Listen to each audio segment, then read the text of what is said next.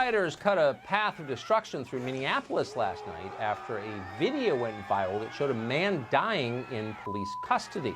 Our Mike Tobin has the latest on that story. Hey, Mike. And Tucker, it's a different scene out here outside of the 3rd Precinct in Minneapolis. We can watch. We've got a pretty thick row of police with some light riot gear at the ready. You can see you've got a bike patrol.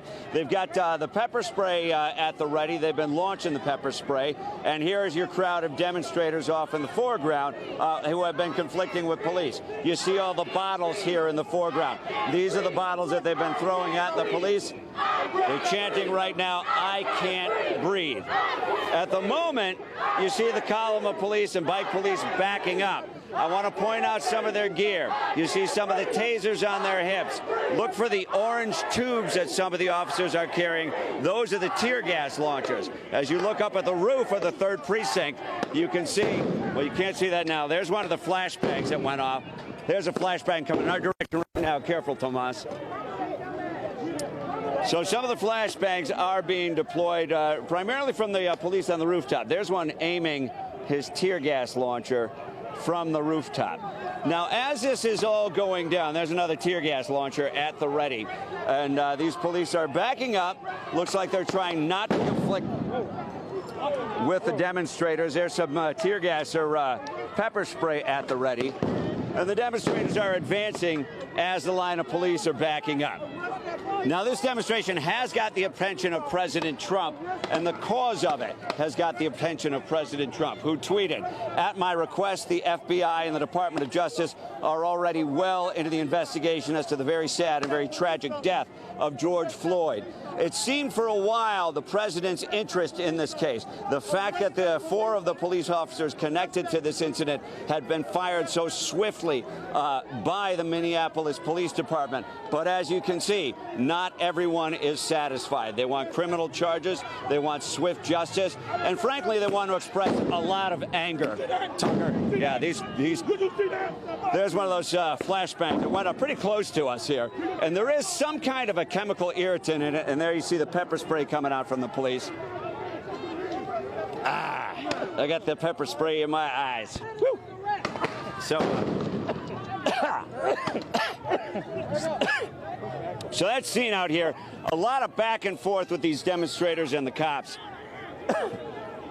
Oh man, Mike, we're gonna let you breathe for a minute. We're gonna keep those pictures up. We're getting reports that there's looting in other parts of the city, so I think we're gonna come back to you a little bit from now.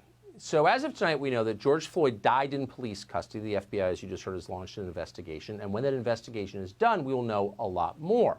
It's possible at least one police officer will be criminally charged in the case. Just to guess, but it seems likely. So as of tonight, those are the facts. Here's another fact. What happened last night in Minneapolis was not a political protest. It was a riot.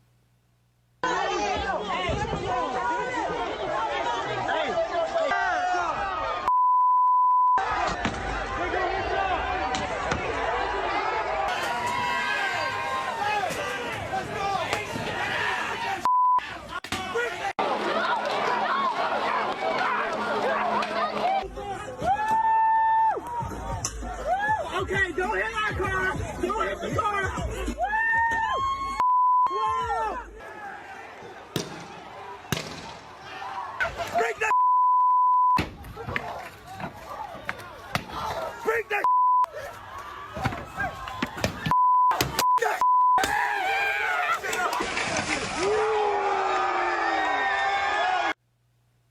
So that's what rioting looks like. It happened last night. As you can see, it's happening right now.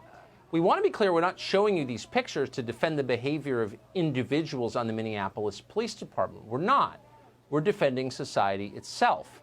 Rioting is the one thing you don't want. Ugly opinions, police brutality, officious bird watchers, rude entitled ladies walking their dogs in big city parks, all of that is bad. But none of it is nearly as bad as what you just saw. The indiscriminate use of violence by mobs is a threat to every American of all colors and backgrounds and political beliefs. Democracy cannot exist when people are rioting. Rioting is a form of tyranny. The strong and the violent oppress the weak and the unarmed. It is oppression. CNN welcomes it, however, in fact, encourages it, On CNN, the rioters became protesters.